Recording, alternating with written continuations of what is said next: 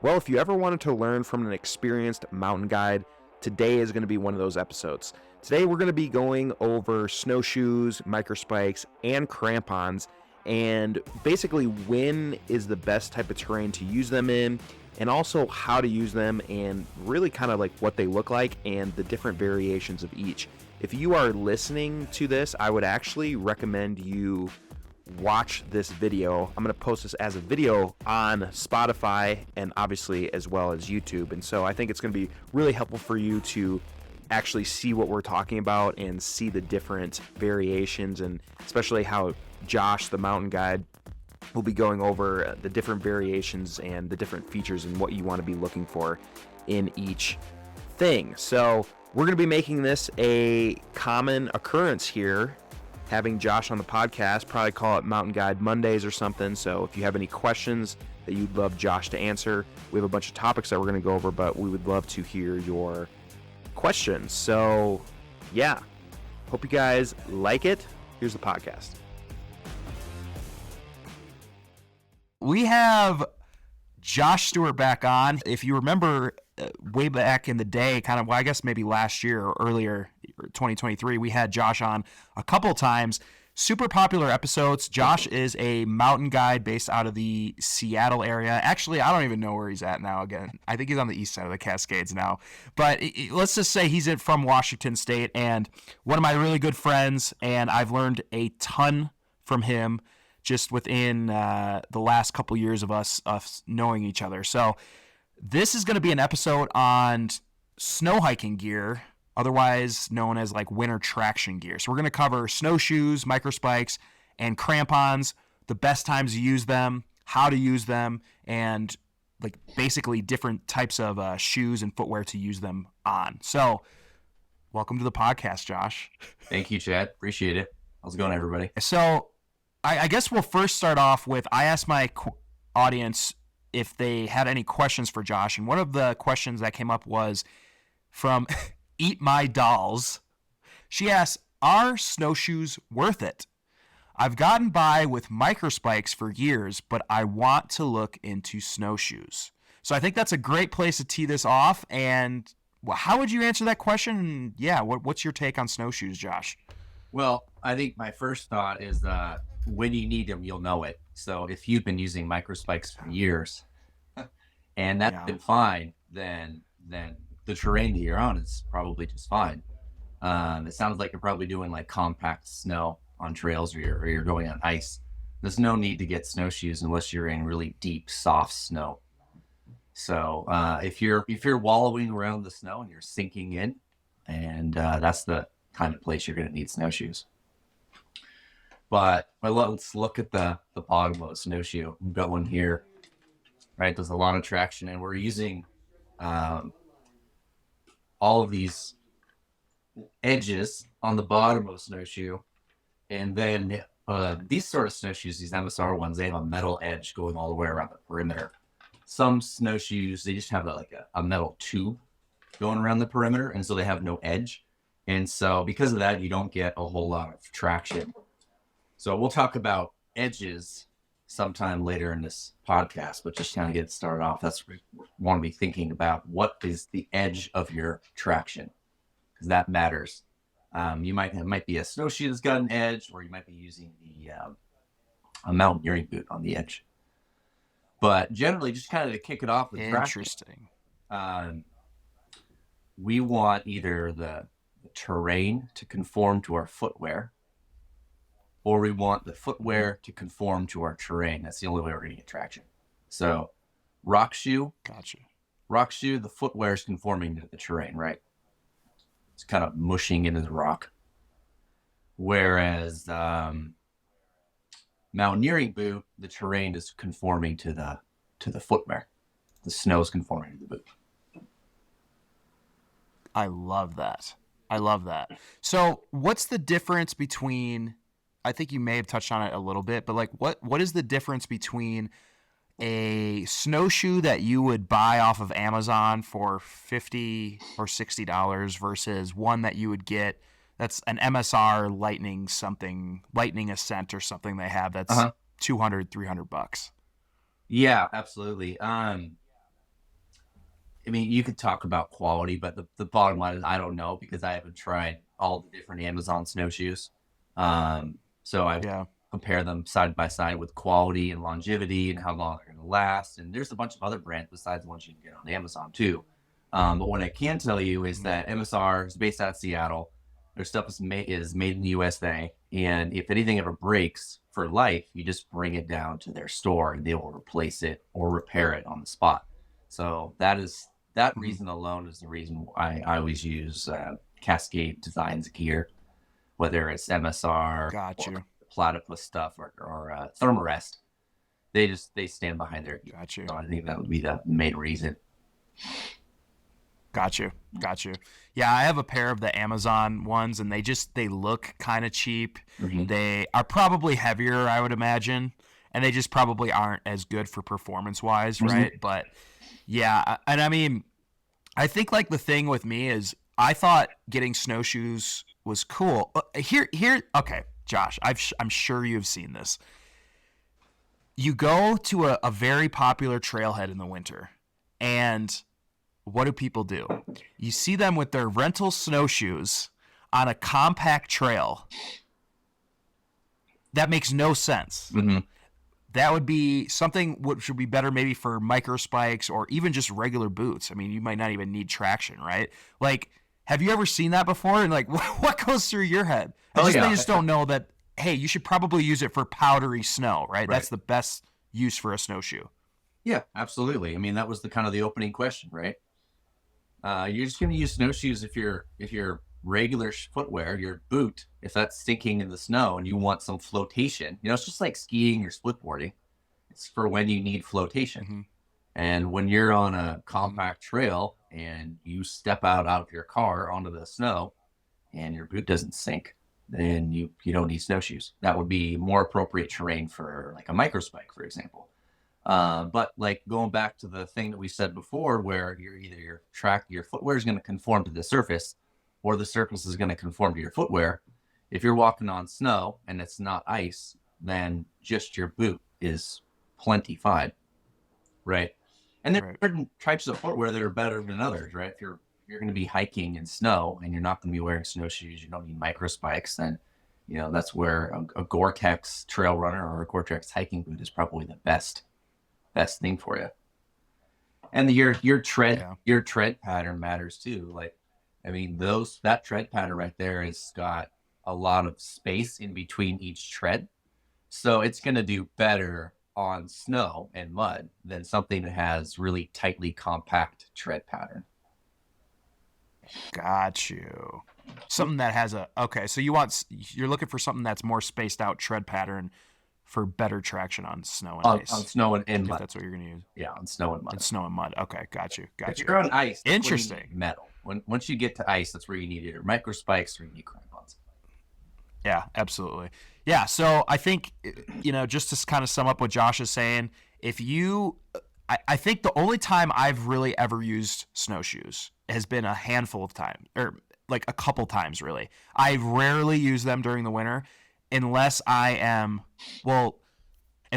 breaking trail through somewhere. I need to get to like a backcountry cabin or something that I'm staying at, right? That's the only time that's the last time I've used them actually. But now that I got a split board, I'm using that as my flotation device rather than snowshoes. So I've essentially replaced snowshoes with my split board as my flotation device, ideally, essentially. And so, but yeah, really good for powder, breaking your own trail, you're going off trail, stuff like that in the winter. Cool. Yeah, so that sort of terrain where you're on the trail, you don't need snowshoes. You want to go something like this, Microspike.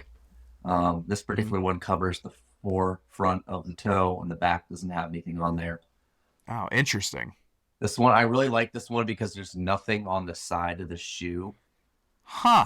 And that's great because when you have a piece of rubber across the side of the shoe. My guy, look at him. Look at how you guys got to drop a like on this comment or this video or whatever you're listening on. Look at how prepared Josh is. He's got all this stuff all rigged up already for everybody. Look at that. All right. Yeah. Okay. So this is the more traditional one that I'm used to. Yeah. These black diamond ones are really good. They make 3 of them. The other one I showed you was the minimalist one. This one is the kind of the supreme version. Huh. This particular one has got this nice soft shell material over the top of the foot. So if you Uh-huh. look at the side by side, Right.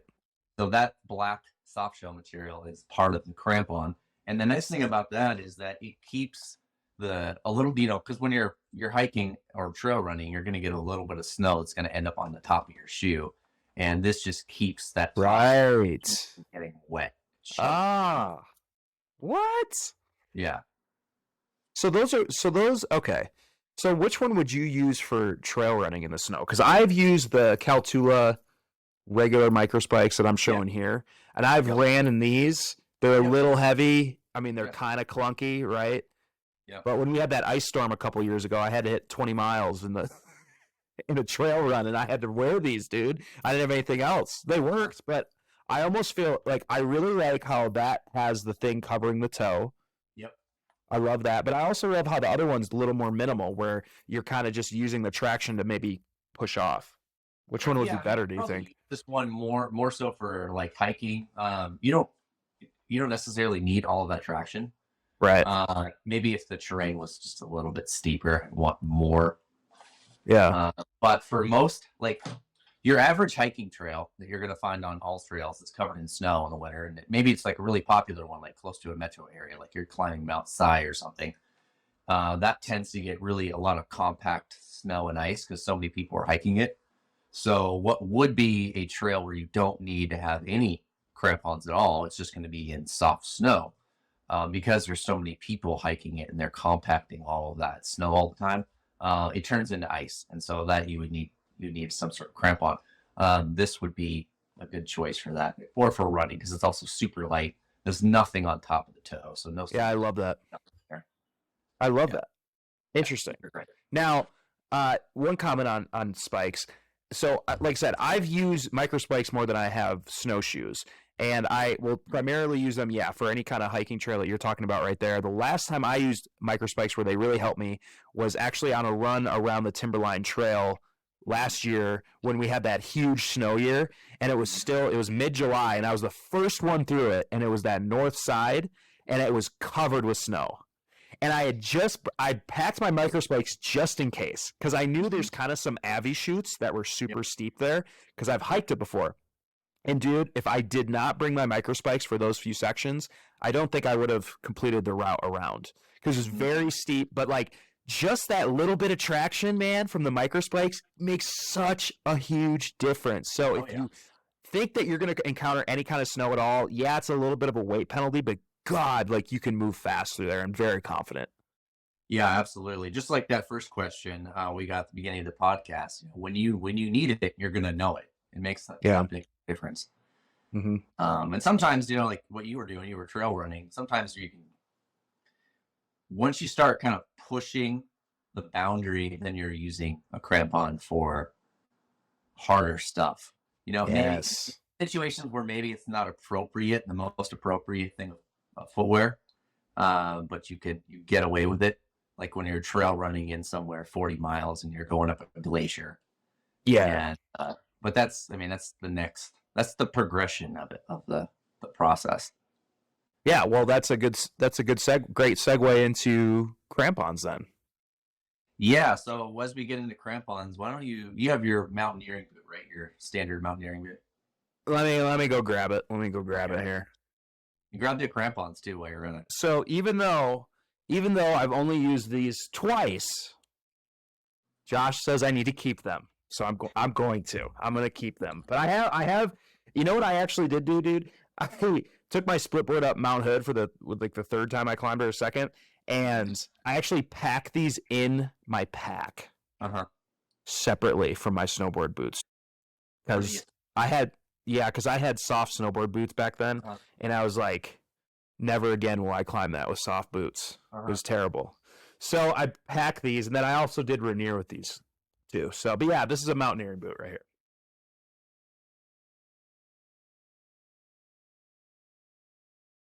All right, we're back. Technical difficulties, but nobody knew because I'm cutting that whole 20-minute shenanigans. Shenanigans, isn't that what you called stuff the other day? Shenanigans. Yeah, climbing. It's like out there. Those are shenanigans. Yeah. It's a little shenanigans. Okay, so but anyway, I was introducing my boot to Josh, and so I put the universal crampon on for you. Awesome. All right. Well, so before our technical difficulty break, you were talking about how you brought your mountaineering boots up with you when you were split boarding, or before you got the split board when you're snowboarding, right? Mm-hmm. Yeah. Okay. And no, I had my split board. I literally used my split board, and then my split board boots, and then the split board crampons. Got up to Devil's Kitchen and then switched everything out. So you could go through like each section with your mountaineering boot.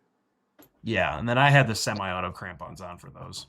But okay, gotcha. So you have a boot right now without a crampon on it at all, right? I do. Do you want me to go grab that too? Yeah, let's see that. Last time we did this, we lost the whole thing went down.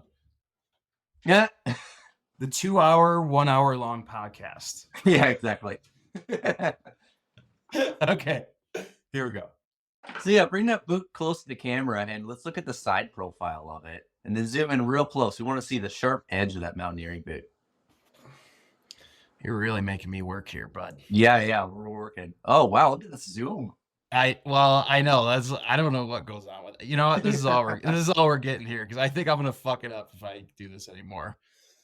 Right. Yeah, so I mean, compared to like this, for example. Oh. Mm-hmm.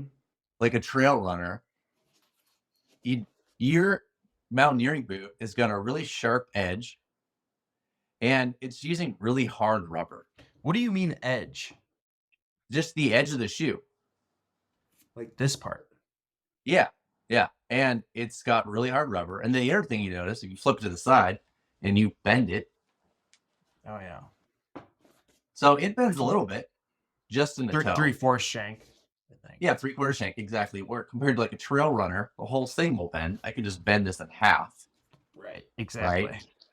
So when you take that, when you have that hard, sharp edge, and you have it in a semi-rigid boot, whatever you're doing with your foot is going to transfer to the edge of that mountaineering boot. So if you're like putting weight into the edge of your foot, that weight is going to transfer to the sharp, stiff edge of the mountaineering boot, just like when you're wearing a ski, right?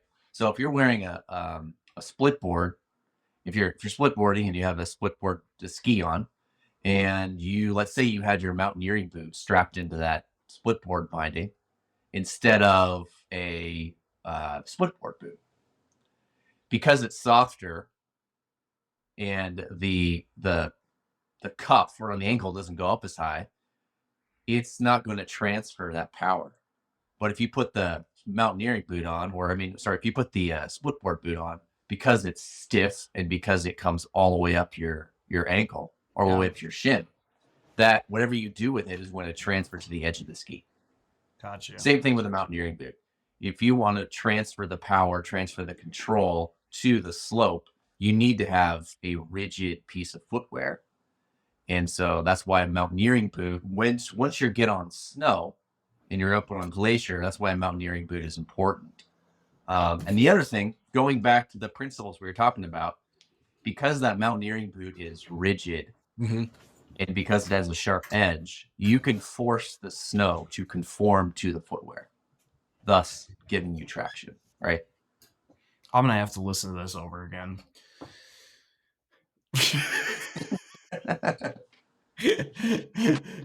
Because as add more. Let's talk about a ski boot, right? This is full shank, completely rigid from front to back. God, dude. See, that's why I wish I knew how to ski, man. I want to have that. Why? Because it looks cool. Well, I mean, just because I wouldn't have to bring 2 pairs of boots up with me to go climb Mount Hood.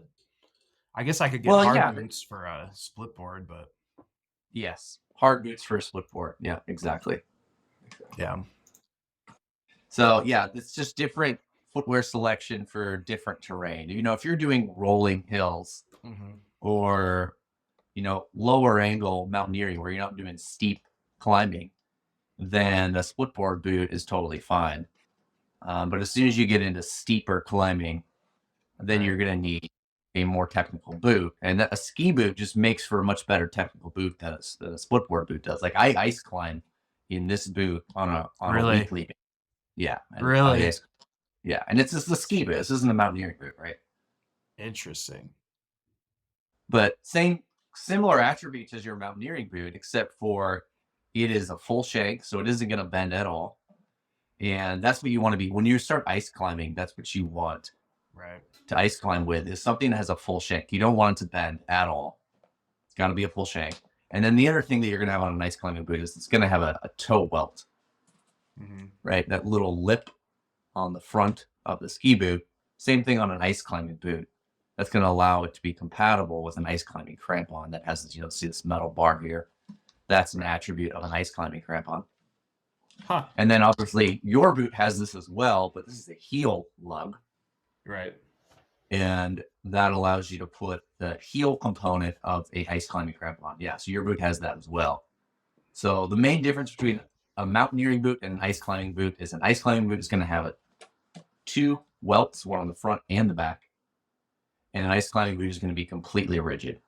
Whereas a mountaineering boot is only going to have a welt on the heel, typically. And it's going to be a 3/4 shank instead of a full shank. So, okay, so when I was climbing Hood on this and I was coming down, kind of like what you were saying, I had more power transfer because I could kind of front point in these. I can't, not as good as you can in that, a full shank, right?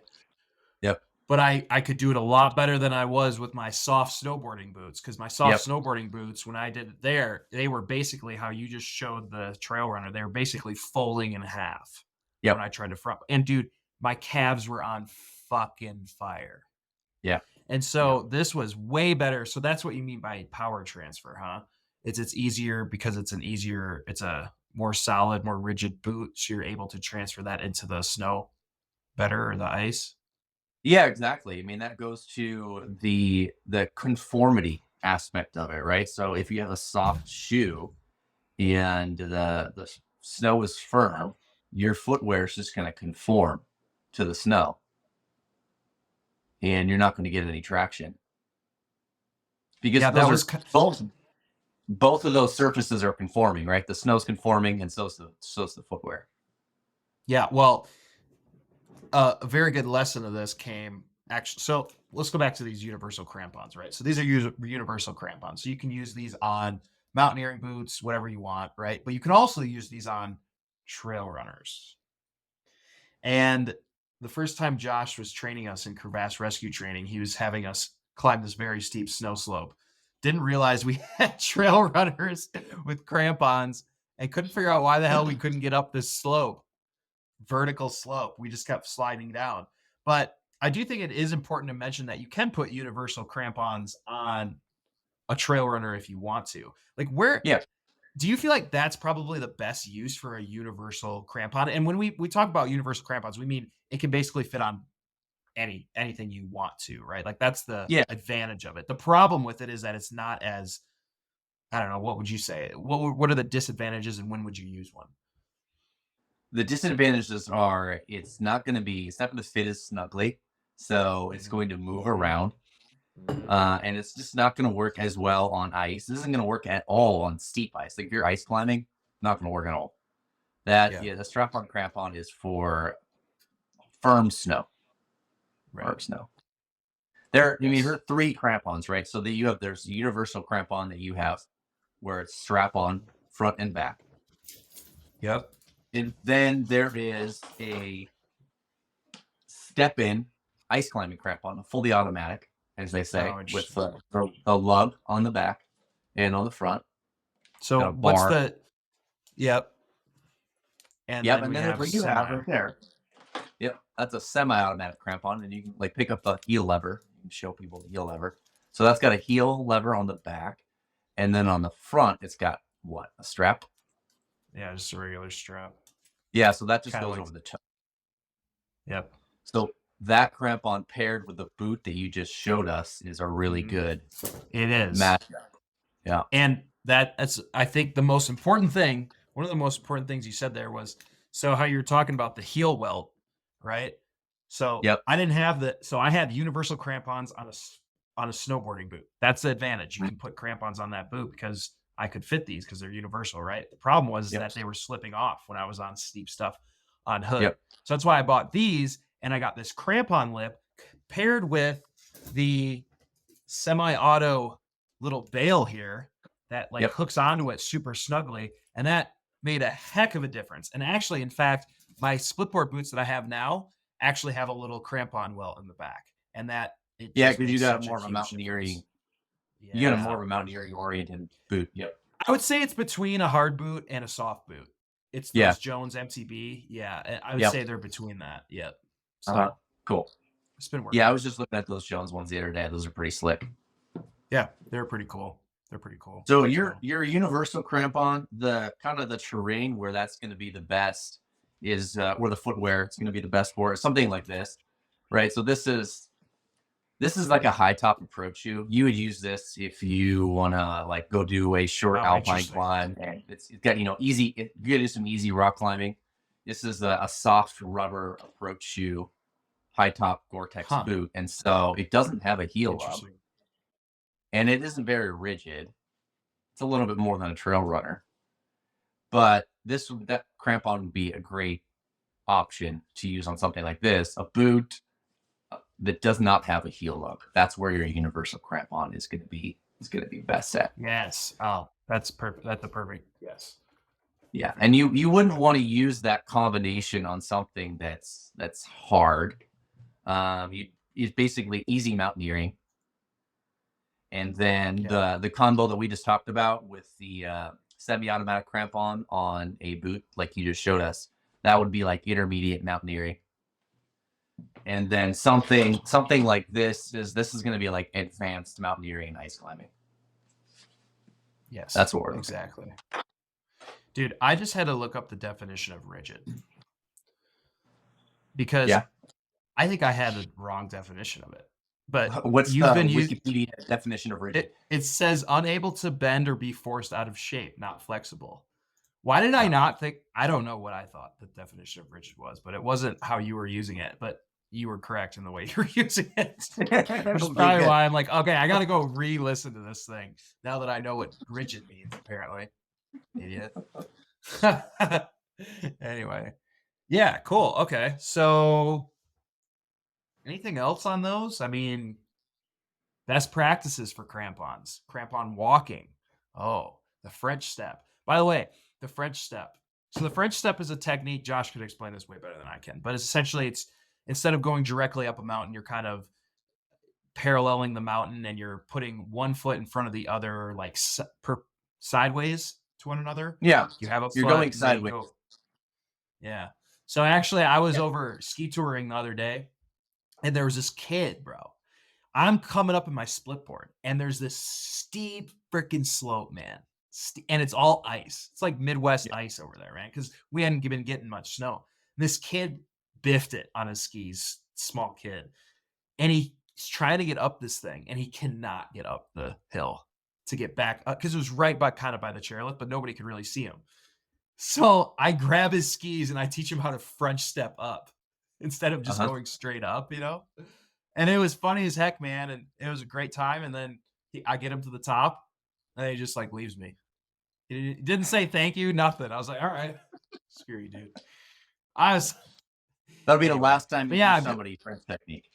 For sure, man. I thought, that was my good deed for the day, I guess. But yeah, so I mean it's an effective technique. I mean, yeah, one of those cool kind of techniques. Is there any other ones like that? Front pointing, I guess, maybe.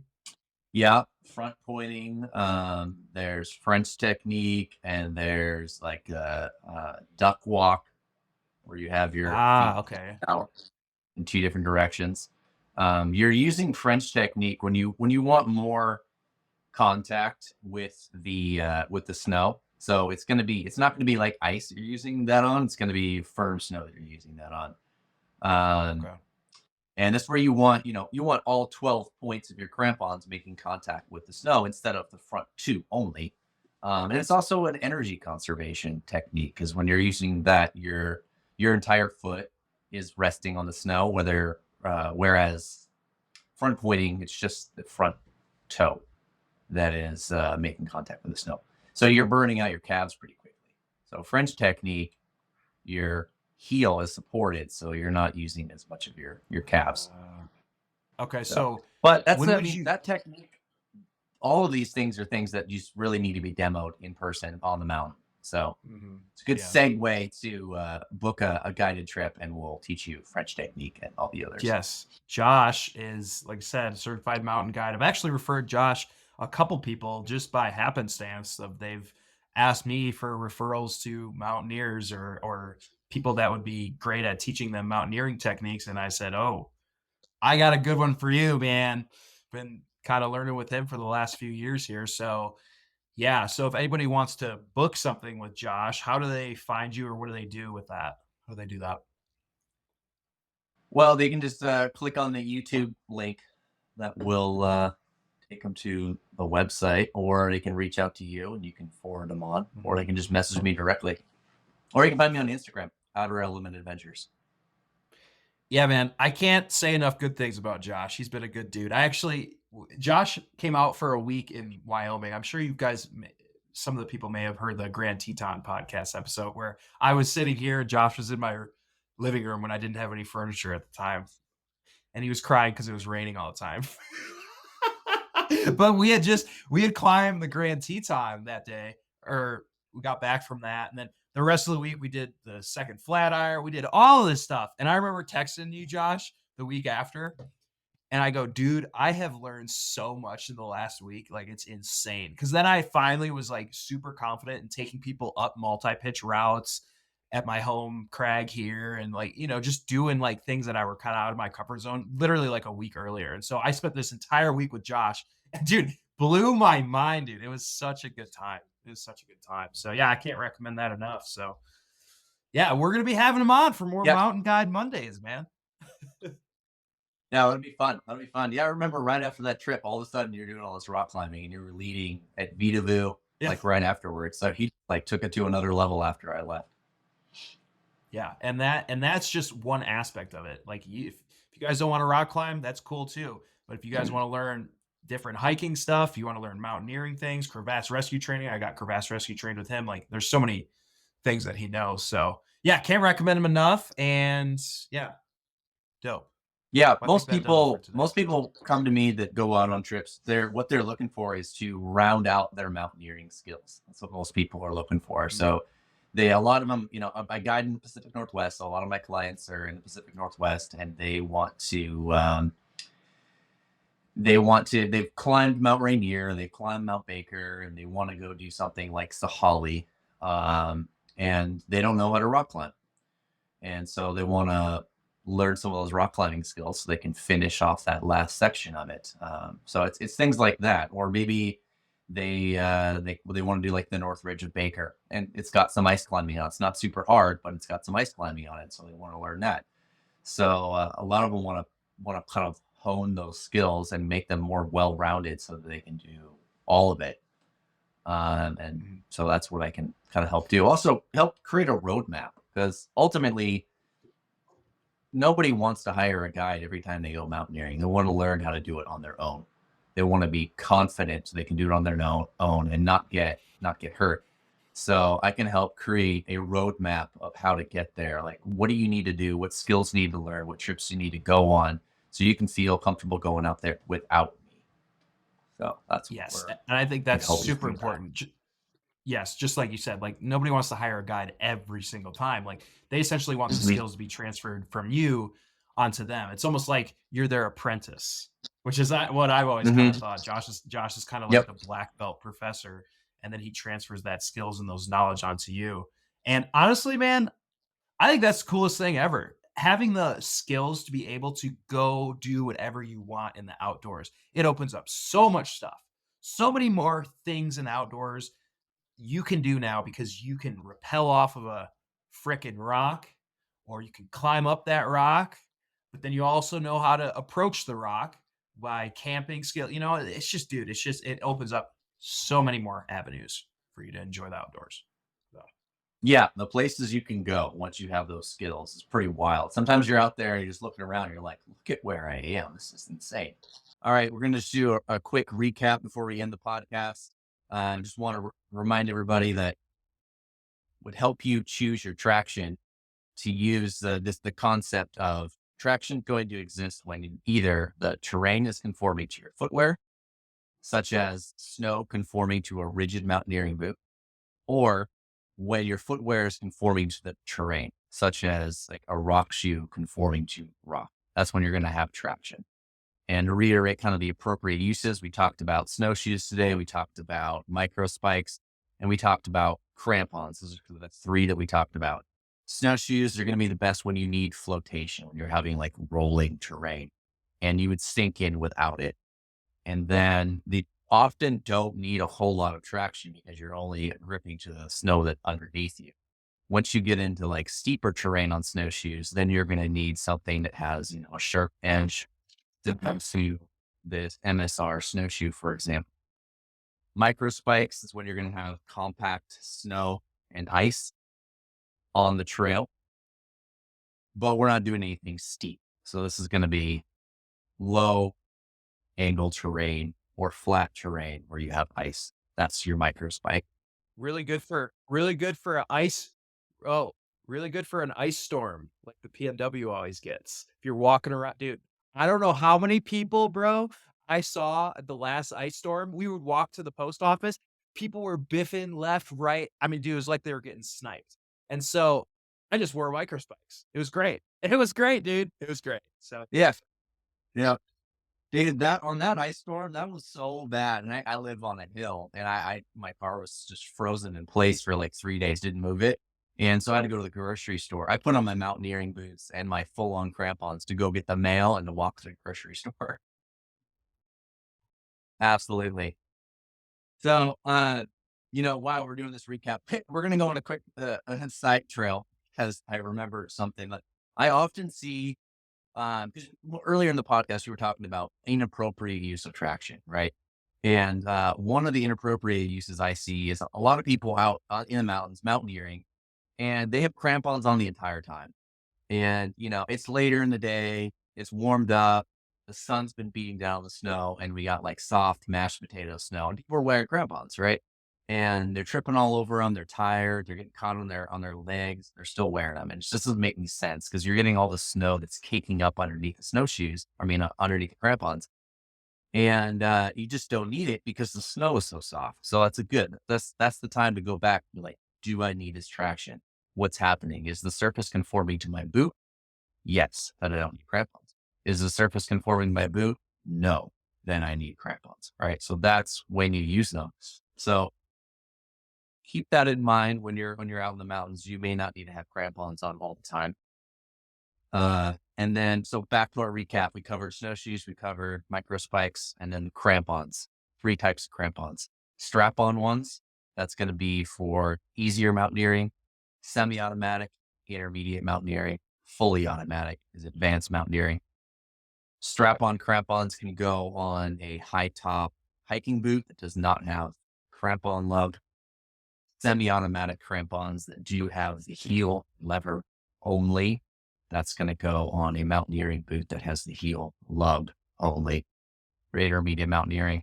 And then for advanced mountaineering, you're going to have more of a full shank mountaineering boot or ski boot with a fully automatic crampon. And then an ice climbing crampon, they're typically going to have 12 to 14 points. They're going to have replaceable front teeth. And the teeth are going to be, the front points are going to have teeth, right? So they're going to have this. And the points are also, they're vertically, on an ice climbing crampon, they're vertically oriented instead of horizontally oriented. And they're made of like a high carbon forged steel. So they're really, really dense. And so they can take a lot more abuse and they're a lot stronger. And those are the things that make it appropriate for ice climbing.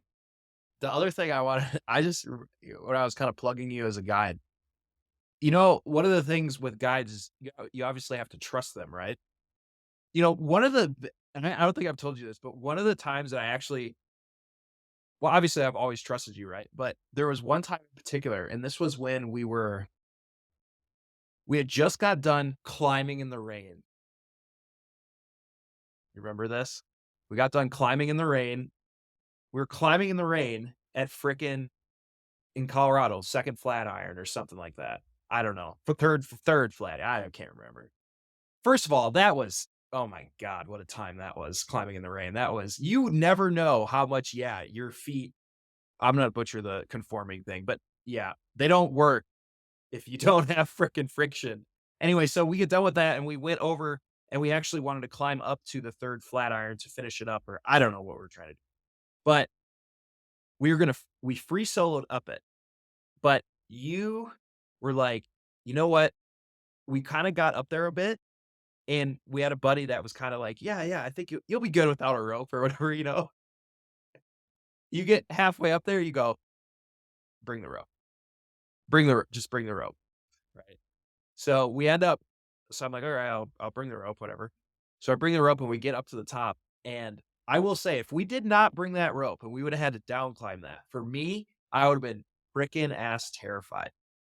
And so it was interesting to see the juxtaposition between two people's perspectives of something, because you were you were more in guide mode at that time, even though, you know, I hadn't hired you as a guide or anything, but you were just kind of looking out for your friends in a way, a little bit more.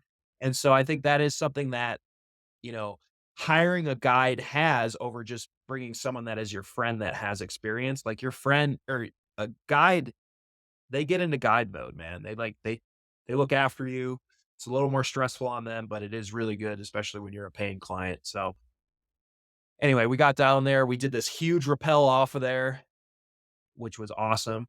And but if we, like I said, if we didn't bring that rope, I would have been kind of screwed up there. I would have been freaking terrified to down climb that then. Would not have been fun. So I'm glad he made that call. Anyway, so that's another benefit of guides. Yeah, the way I look at it, if I'm at all even a little bit hesitant moving up on terrain, then that means that my client is going to be scared in that terrain, most likely, if I'm even hesitant at all. And so that's in that terrain, that's how I felt. I felt a little bit hesitant on a couple of those moves, just when we started moving off the ground. So like, all right, we should grow just in case. But Colorado also kind of has this stigma. You know, it might say it's only like fourth class, but it's Colorado fourth class, and for whatever reason, there seems to be a more of a willingness to risk things in that climbing culture. That's another podcast right there. Yeah. Yeah. Perfect. All right. We'll end it there.